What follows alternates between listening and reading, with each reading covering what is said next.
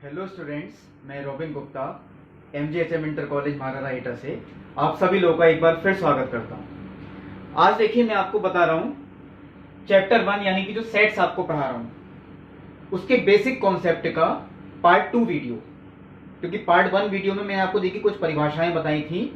अब उसी से आगे मैं इसका पार्ट 2 वीडियो बताता हूं। तो देखिए जो 8 मैंने नंबर्स बताए थे आपको, पहले मैं 9 से शुरुआत करता हूं। उप समुच्चय। अब ये उप समुच्चय क्या होता है, क्योंकि समुच्चय तो मैंने आपको बता दिया, लेकिन अब आपको पढ़ना है कि उप समुच्चय क्या होता है। तो इसकी देखिए मैंने पहले परिभाषा लिखी है बोर्ड पे, मैं आपको समझाऊंगा अभी पूरा। यदि किसी समुच्चय के सभी अवयव किसी दूसरे समुच्चय में उपस्थित हो, ध्यान रखें, यदि किसी समुच्चय के सभी अवयव किसी दूसरे समुच्चय में उपस्थित हो, सभी अवयव, तब पहला वाला जो समुच्चय है वो दूसरे समुच्चय का उप समुच्चय कहलाता है। और इसे ये उप समुच्चय का चिन्ह यानी सबसेट, इसे इस चिन्ह से व्यक्त करते हैं। अब देखिए मैं ये चीज आपको उदाहरण से बताता हूं, क्योंकि परिभाषा तो आपको अगर लिखने के लिए आए तो ऐसे ही लिख के आएंगे। मान लीजिए कोई पहला समुच्चय A है, इसमें 3 अवयव हैं 1 2 3, और दूसरा समुच्चय B है, इसमें मैंने 5 अवयव ले लिए 1 2 3 4 5। ये तो देखिए कितने भी हो सकती हैं, A में भी कितने ही हो सकती हैं, B में भी कितनी हो सकती हैं। लेकिन अगर देखिए यहां पर ऐसा है कि समुच्चय A के सभी अवयव समुच्चय B में हो, तो समुच्चय A में कितने हैं 1 2 3, यानी 3 अवयव हैं, वो B में भी हैं। B में कुछ एक्स्ट्रा भी हो सकते हैं, लेकिन ये समुच्चय A के जो सभी अवयव हैं अगर ये समुच्चय B में आ रहे हैं, तो इस कंडीशन में यानी इस स्थिति में समुच्चय A जो कहलाएगा वो B का उप समुच्चय होगा, यानी A उप समुच्चय है B का। और इसे हम ऐसे लिख के दिखाएंगे, A is a subset of B। आप इसे ऐसे भी बोल सकती हो, A is a subset of B, यानी A उप समुच्चय है B का। तो ये आपको ध्यान रखना है कि पहला वाला जो समुच्चय है उसके सभी अवयव दूसरे समुच्चय में उपस्थित हो। अब देखिए अगर मैं आपसे यही कहूं, इसमें थोड़ा चेंज करता हूं, मान लीजिए मैंने 1 2 3 6 लिख दिया यहां पे। अब क्या कंडीशन है, समुच्चय A के सभी अवयव समुच्चय B में उपस्थित हैं? ऐसा नहीं है, क्योंकि यहां जो 6 है वो इसमें है ही नहीं। इस कंडीशन में समुच्चय A जो है B का उप समुच्चय नहीं होगा।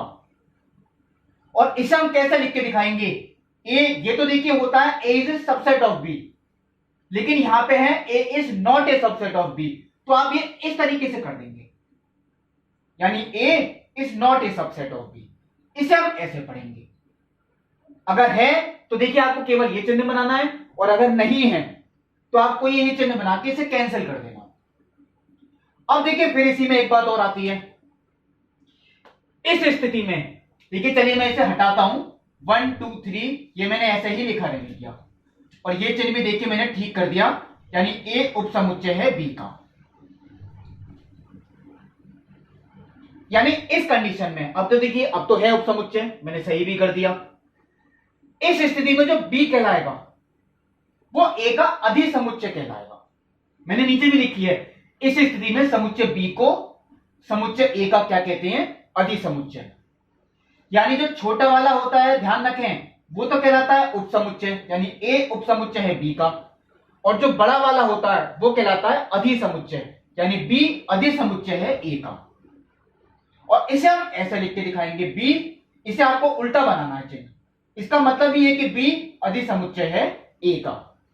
अब देखिए इसे आपको चिन्ह को अगर याद रखना है तो आप ऐसे भी मान सकती हैं, जैसे आप लोग छोटी क्लासेस में पढ़ते आई हैं। एक आपने चिन्ह पढ़ा होगा लेस देन का, और एक आपने पढ़ा होगा देखिए ग्रेटर देन का। अगर B अधिसमुच्चय है A का, यानी B तो बड़ा है, फिर तो B बड़ा है A से, तो आप बड़े के लिए ऐसे करेंगे।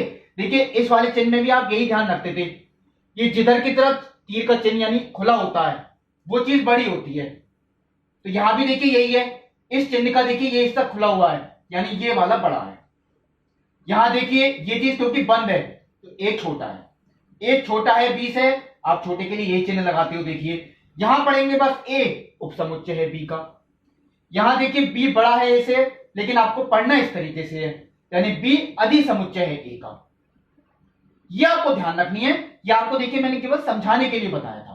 अगर आप याद रखना चाहते हैं तो ये जो आपको पढ़ना है, पता नहीं देखिए कौन सी प्रश्नावली में होगा। पहले तो मैं आपके बेसिक कॉन्सेप्ट यानी परिभाषाएं क्लियर करता हूं पूरी चैप्टर की। तो पहले मैंने आपको देखिए ये बता दिया उप समुच्चय। अब आता है देखिए घात समुच्चय। क्या आता है? घात समुच्चय। किसी समुच्चय के सभी उप समुच्चयों का समुच्चय। मान लीजिए कोई भी समुच्चय आपको दे रखा है, अब उसके कितने उप समुच्चय हो सकते हैं? बहुत सारे हो सकते हैं, मैं आपको लिख के भी दिखाऊंगा।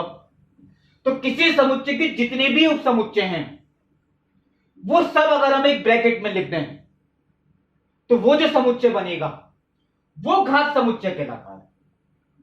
और इसे किससे निरूपित करती है? पी ए से। पी का मतलब पावर सेट, यानी कि घात समुच्चय। घात यानी कि पावर और समुच्चय यानी कि सेट, तो पावर सेट ऑफ ए।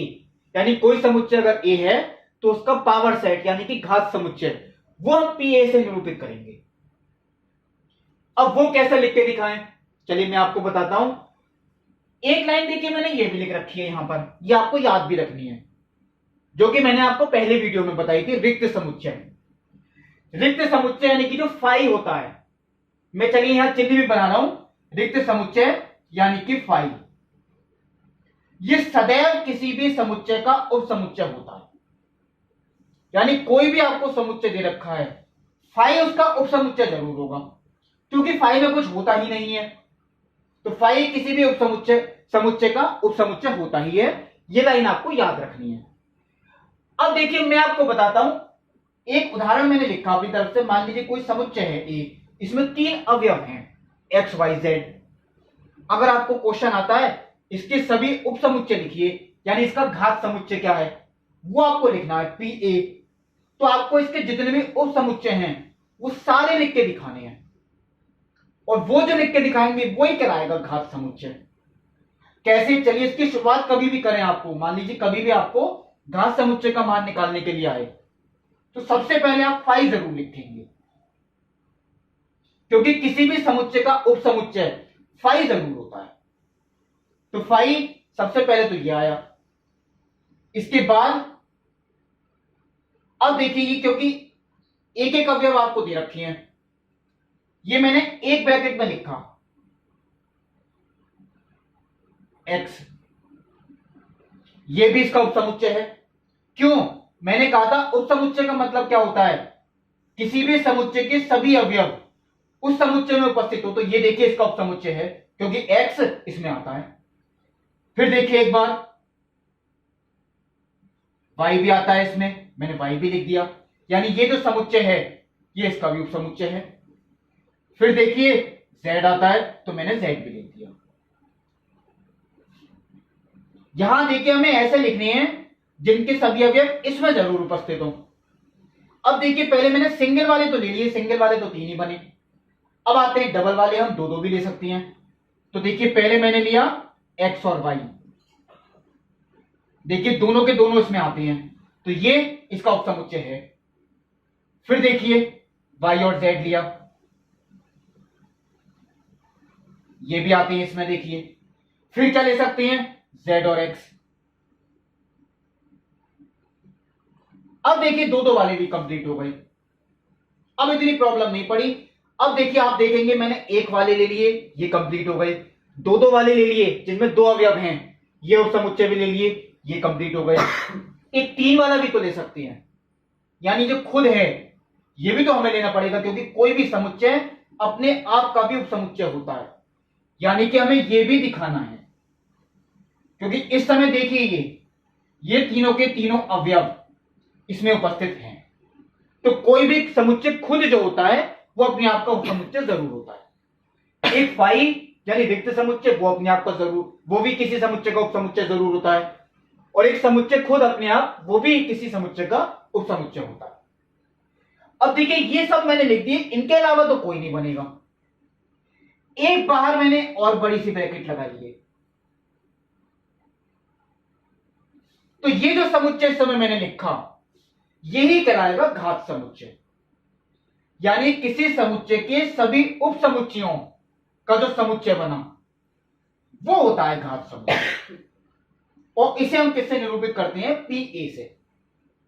यानी समुच्चय ए है तो इसका पावर सेट घात समुच्चय वो हम इससे निरूपित करेंगे।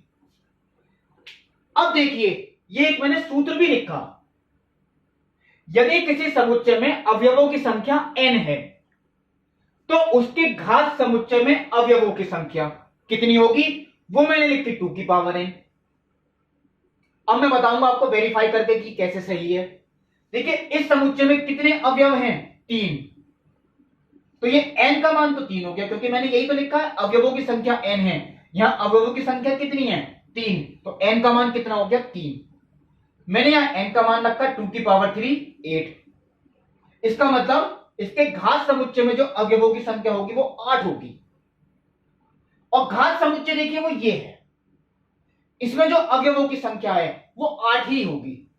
देखिए गिनते हैं, 1 2 3 4 5 6 7 8। देखिए बिल्कुल ठीक हुआ। इससे आप निकाल भी सकते हैं, केवल संख्या अगर आपसे पूछें तो आप ऐसे भी निकाल सकते हैं, किसी समुच्चय में अगर n अवयव हैं तो उसके कुल उपसमुच्चयों की संख्या, क्योंकि ये सब उपसमुच्चय ही तो हैं, तो उसके जो उपसमुच्चयों की संख्या होगी वो होती है 2 की पावर n। उपसमुच्चयों की संख्या, इसका मतलब यही हो गया, देखिए घात समुच्चय में अवयवों की संख्या वो यही होती है। अब देखिए नंबर 11 जो आता है वो आता है सार्वत्रिक समुच्चय, यानी यूनिवर्सल सेट। सार्वत्रिक यानी यूनिवर्सल सेट, एक ऐसा समुच्चय जिसमें सभी समुच्चय उपस्थित हों, वो सार्वत्रिक समुच्चय कहलाता है, यानी यूनिवर्सल सेट। और इसे हम कैपिटल यू से प्रदर्शित करते हैं। एक ऐसा समुच्चय जिसमें सारे समुच्चय उपस्थित हों, जो आपको दे रखे हो क्वेश्चन में, वो कहलाता है यूनिवर्सल सेट। और इसे हम यू से निरूपित करते हैं। कैसे, देखिए मैंने एक उदाहरण लिखा, पहला समुच्चय मैंने लिखा 1 2 3, ए समुच्चय जो है। बी समुच्चय में 3 4 लिया, और सी में लिया 5 6 7 8। मेरे पास देखिए क्वेश्चन में यही लिख के आया कि आपको 3 समुच्चय दिए गए हैं, और अगर हम इससे ये कहते हैं कि इसके लिए एक सार्वत्रिक समुच्चय लिखिए, तो मुझे एक ऐसा समुच्चय लिखना है जिसमें तीनों के तीनों आते हों, यानी ए के सारे अवयव भी उसमें आते हों, तो मुझे देखिए 1 2 3 भी लिखना पड़ा। बी के सारे अवयव आते हों तो 3 4, तो 3 दो बार नहीं लिखेंगे, 3 यहां भी आ गया, 3 यहां भी आ गया, आप लिखेंगे केवल एक बार। समुच्चय में देखिए कोई अवयव कभी रिपीट नहीं होता है, ये बात ध्यान रखें। और सी के क्या है, 5 6 7 8, वो मैंने ये लिख दिए। मैं यहां पे भी इसे क्लोज कर सकता हूं, ये यूनिवर्सल सेट होगा, बिल्कुल ठीक है। मैं इसे बढ़ा भी सकता हूं, क्योंकि यूनिवर्सल सेट के लिए कोई लिमिट नहीं होती। मैं इसे 9 तक भी लिख सकता हूं, ये भी ठीक है। मैं इसे 10 तक भी लिख सकता हूं, यहां तक क्लोज कर दिया, बिल्कुल ठीक। 11 तक भी लिख सकता हूं, और ये अनंत तक भी लिख सकता हूं। हमें तो एक ऐसा समुच्चय लिखना है जिसमें सारे के सारे आ जाएं, वो कहलाएगा यूनिवर्सल सेट। अब ये आप पे डिपेंड करेगा, लेकिन ये ध्यान रखिए तीनों कवर जरूर होते हो। 1 से 8 तक भी लिखे आए तो कवर हो गए, अगर 1 से 7 तक लिखे आए वो गलत हो जाएगा। तो देखिए ये आपको याद रखना है यूनिवर्सल सेट। मैंने आपको जो परिभाषाएं बताई, देखिए उपसमुच्चय, घात समुच्चय और सार्वत्रिक समुच्चय। अब देखिए मैं आपको बताता हूं, देखिए नंबर 12 जो कि मैंने लिखा संघ समुच्चय, यानी कि यूनियन, जिसे आप शॉर्ट में कहते हैं तो यूनियन ही पढ़ते हैं। अगर हमें यूनियन निकालना है तो कैसे निकालें, यूनियन का मतलब वो यही होता है संघ समुच्चय। 2 या 2 से अधिक समुच्चय अगर आपको दिए हैं, 2 या 2 से अधिक, देखिए 2 से ज्यादा भी हो सकती हैं, तो 2 या 2 से अधिक समुच्चयों के सभी अवयवों को मिलाकर बनने वाला समुच्चय उन समुच्चयों का संघ समुच्चय कहलाता है। यानी देखिए जितने भी समुच्चय आपको दिए हुए हैं, अगर हम सबके सभी अवयवों को मिलाकर हम एक समुच्चय बना दें कोई सा, तो वो कहलाता है संघ समुच्चय। लेकिन ध्यान रखें, जब हम मिलाकर समुच्चय बनाते हैं तो कोई भी अवयव रिपीट ना हो। मैं आपको उदाहरण भी दूंगा, तब आपको और अच्छी तरह समझ में आएगा। आपको अब देखिए यही ध्यान रखना अभी के लिए केवल, कि संघ समुच्चय जो होता है वो जितने भी समुच्चय आपको दिए हुए हैं उनके सभी अवयवों को मिलाकर बनने वाला समुच्चय वो कहलाता है संघ समुच्चय, यानी कि यूनियन ऑफ 2 सेट्स या 3 सेट्स जितने भी दे रखे हैं। अब आता है उभयनिष्ठ समुच्चय, यानी इंटरसेक्शन सेट। 2 या 2 से अधिक समुच्चयों के उभयनिष्ठ अवयवों, उभयनिष्ठ यानी कि कॉमन, तो कॉमन अवयवों को से जो समुच्चय बनेगा, यानी पहले समुच्चय और दूसरे समुच्चय अगर 2 दे रखे हैं तो उनमें जो भी कॉमन है वो आपको एक निकाल के अलग लिखने हैं समुच्चय में। वो जो समुच्चय बना वो कहलाएगा इंटरसेक्शन सेट। और इसे हम इस चिन्ह से निरूपित करते हैं। जो चिन्ह देखिए यूनियन का है उसका उल्टा चिन्ह वो इंटरसेक्शन का है। या आप ध्यान भी रखें, ये यूनियन होगा और ये क्या होगा, इंटरसेक्शन। तो ये देखिए यूनियन भी मैंने बताया और ये हो गया इंटरसेक्शन, यानी कि केवल कॉमन अवयवों से मिलकर बना समुच्चय। अब देखिए पूरक समुच्चय, ये कौन सा होता है? किसी समुच्चय के सभी अवयवों को छोड़कर,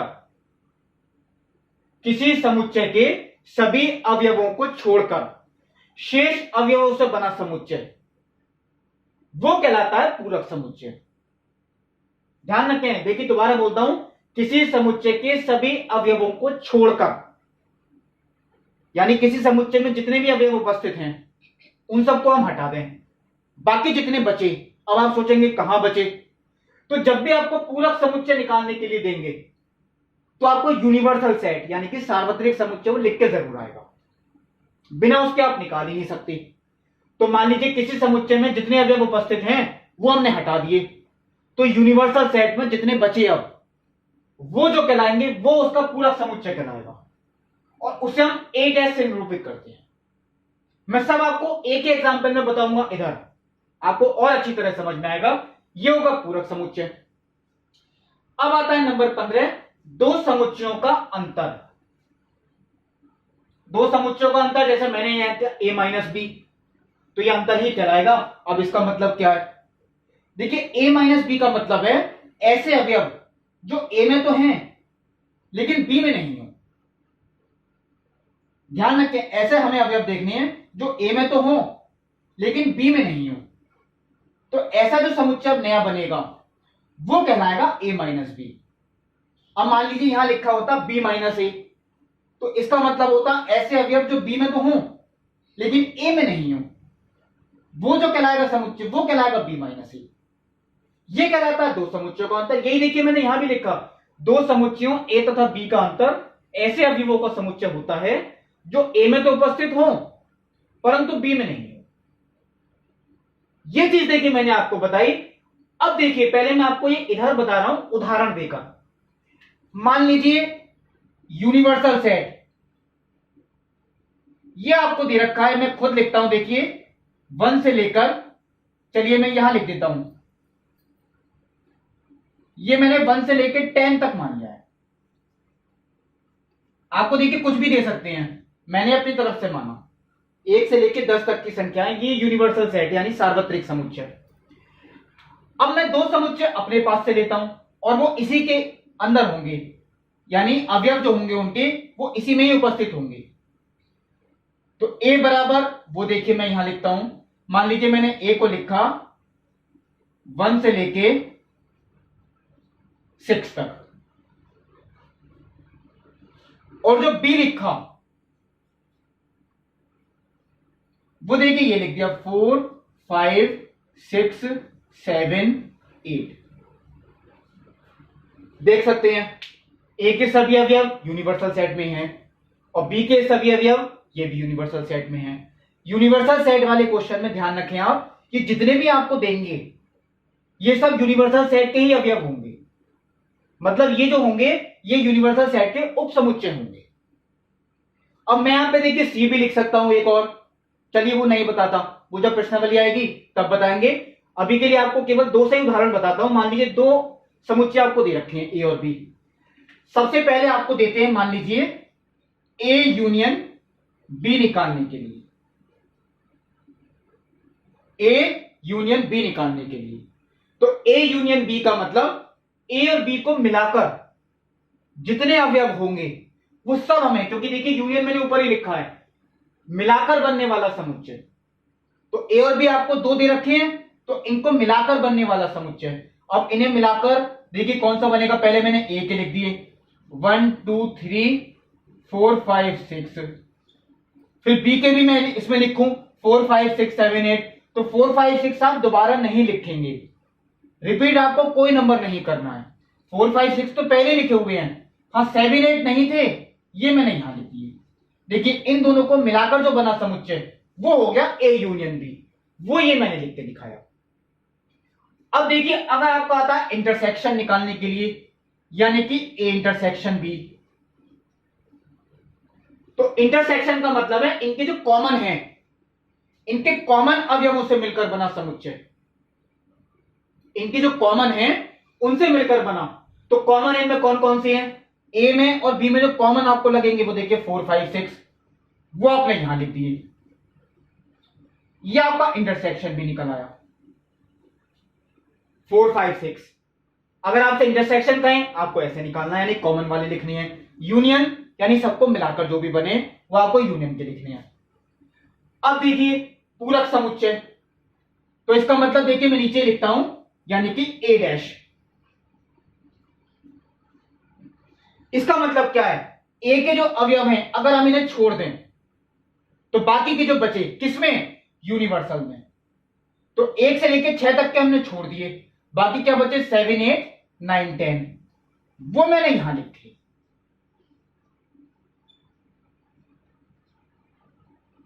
ये ए डैश कहलाएगा। और देखिए मैं बताता हूं, अब मान लीजिए आपसे कहते हैं कि बी डैश लिखें, तो बी डैश भी चलिए देख लेते हैं इसी क्वेश्चन में ही। 4 5 6 7 8 अगर हम इन्हें छोड़ दें तो बचे क्या 1 2 3 9 और 10, ये हो गया बी का पूरक समुच्चय। ये आपसे किसी का भी निकलवा सकते हैं, लेकिन ये बात ध्यान रखें जब भी आपसे पूरक समुच्चय निकलवाएंगे तो आपको यूनिवर्सल सेट जरूर लिखा हुआ मिलेगा।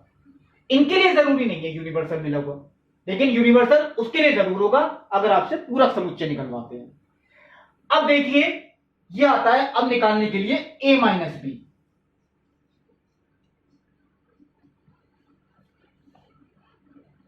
a माइनस बी का मतलब ऐसे अवयव जो a में तो हों लेकिन b में नहीं हो। बहुत ध्यान से देखिए, मैं यहीं पे देखता हूं, देखिए a और b, यूनिवर्सल पे आपको ध्यान ही नहीं देना। ऐसे अवयव जो a में तो हैं लेकिन b में नहीं हो। तो देखिए a में इस समय ये हैं, लेकिन इन सब में से जो b में भी आ रहे हैं वो 4 5 6 आ रहे हैं। तो मैंने क्या कहा, ऐसे अवयव जो a में तो हो लेकिन b में नहीं हो, वो यही तीनों हैं केवल 1 2 3, क्योंकि ये a में तो हैं लेकिन b में नहीं है। तो ये जो बचा a माइनस बी, इसका मतलब हो गया, इसका मान हो गया 1 2 3। यानी कि इसका मतलब देखिए मैं एक बार और बताता हूं आपको, अगर आपसे ये कहें b माइनस ए निकालने के लिए, इसका मतलब जो b में तो हो लेकिन a में नहीं हो, जो b में तो हो लेकिन a में नहीं हो। ऐसे देखिए 7 और 8 लगते हैं, क्योंकि देखिए ये b में तो हैं लेकिन a में नहीं है, ये तो हम लिख ही नहीं सकते। तो इसका मतलब ये कौन से बचे 7 और 8, ये देखिए b माइनस ए, ये भी मैंने आपको बताए। अब देखिए यही चीजें मैं आपको बताता हूं जो 16वां नंबर मैंने डाल रखा है वेन आरेख द्वारा, ये कैसे दिखाते हैं। तो देखिए जो बड़ा आयत मैंने बनाया ये एक समुच्चय है, ये मैं मानता हूं यूनिवर्सल सेट, जो कि मैंने आपको यहां लिख के दिया था।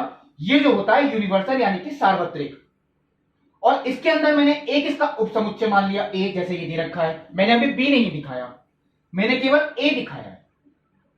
तो ये समुच्चय ए है।